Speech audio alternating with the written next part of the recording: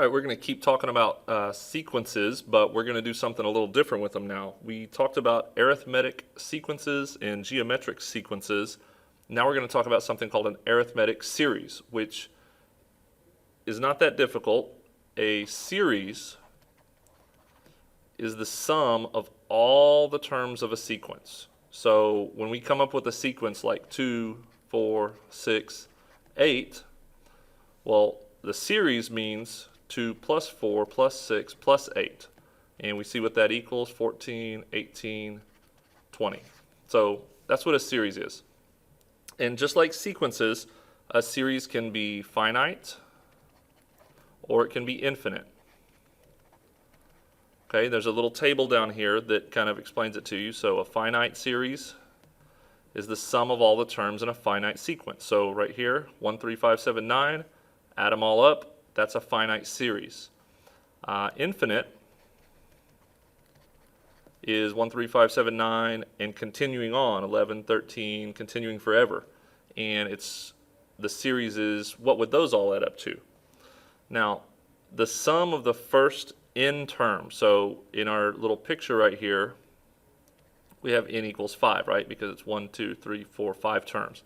So the sum of the first n terms is called the nth partial sum.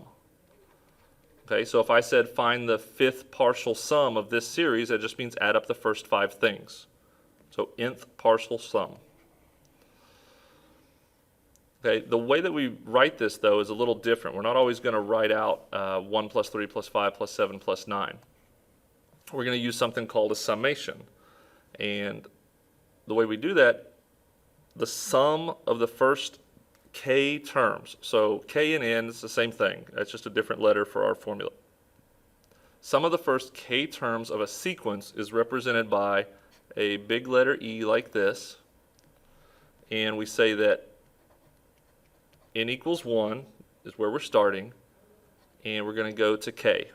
So if I told you find the first 5 terms, you would put a 5 here. If I said the fifth partial sum, you would put a 5 here.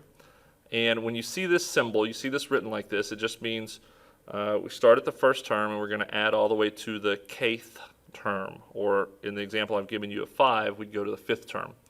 And next to this, you're always going to have some kind of rule, some kind of function. So a real easy example is if we said we want to take the sum from n equals 1 to 3 of 2n.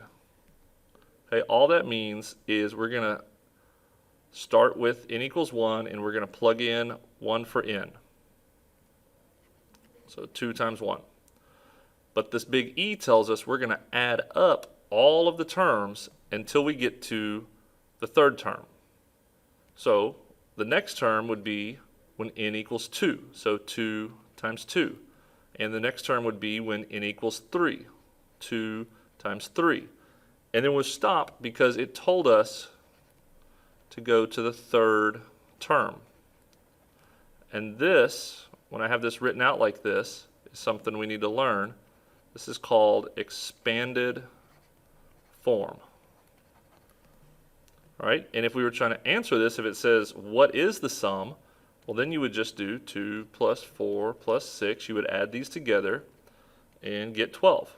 And so if this was a problem, if you were given this problem, this is the answer. And what I wrote here is how you do it. All right, so do a quick example down here. It says find each sum. So it's a sum from n equals 3 to 6, 3n plus 2. So all we do is we start with a 3, and we're going to plug in everything. So that's our first term. 3 times 3 plus 2. We did n equals 3. Now we're going to do n equals 4.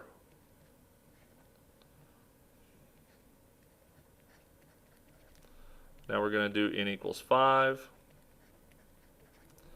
And we're going to do n equals 6. And we're going to stop because 6 was what we were supposed to stop at. So if it helps you, you can kind of box these in to see that these are your different terms. You don't have to do this. All we're going to do is add everything together, so it doesn't matter. Okay, but this is 9 plus 2, 12 plus 2, 15 plus 2, and 18 plus 2. You just add all that together. That's it. So the answer to this is 62. Not so bad, right? All right, another example. For the given series, find the fifth partial sum. So here's our series. Now it has an infinity up here, but it tells us here to stop at 5. And the infinity just means that this series would go on forever. So we're going to stop at 5 though. But first we need to rewrite what we're doing. So we are not doing 1 to infinity. We're doing 1 to 5 of 2 to the negative 1/4 to the n. So that's 2 to the negative 1/4 to the first power, plus 2 to the negative 1/4 to the second power, plus 2 to the negative 1/4 to the third power, and you kind of get how this is working, hopefully.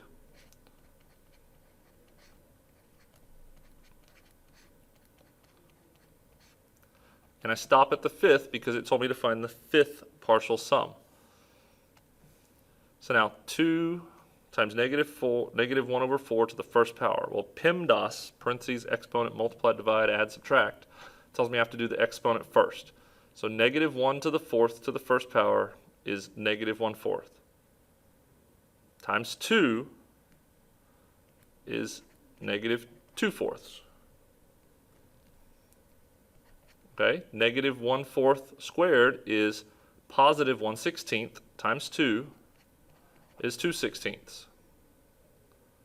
Okay, negative 1/4 cubed is negative 1/64 times 2 is negative 2/64. And negative 1/4 to the fourth is 1/256 times 2 is 2/256. And our last one, negative 1/4 to the fifth, is 1/1024 times 2. That's like negative 1/1024 times 2 is negative 2/1024. So you have to add all these fractions together. Now that's not bad because you got a calculator. So you just put it in your calculator, put parentheses around it so nothing gets messed up. Parentheses on everything. All right, and you get it all in there. Use your math to fraction button, and you get negative 205 over 512. Not so bad, right? All right, so now this one says use sigma notation to write the sum. So now we're going to write it backwards. So what we have here is our A1 plus our A sub 2 plus our A sub 3 all the way up to A sub 15. And the reason I know that is because the 5 always stays the same, the 1 always stays the same, and the only thing that changes is this. So this must be the n for my sequence. So if I want to rewrite this as a summation, so I started at n equals 1 and I go to 15, and my rule or my sequence is 5 over 1 plus n. So that's how we would kind of go backwards from a long written out sequence or long written out series to what the little summation would look like. All right, so now we're going to move on to something called the sum of a finite arithmetic series.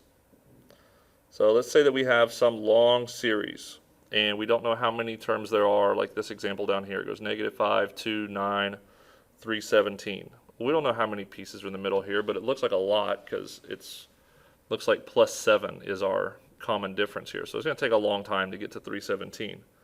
Well, if we want to add all those up, we would have to find every single one of them. So we'd have to find -5, 2, 9, and then we add 7. So it's 16. Then we add 7 again, so it's 23. And we keep going all the way until we get to 317. Then you got to add all that junk up. That's going to take a long time. So we have a formula to do it much faster. So the sum of a finite arithmetic series, and this S sub n just means this is the sum of something when we know the n, is n over 2 times a sub 1 plus a sub n. Okay, and in this formula, n equals the number of terms. Okay, you know that a sub 1 is our first term, and a sub 2, or a sub n, I'm sorry, is going to be our last term.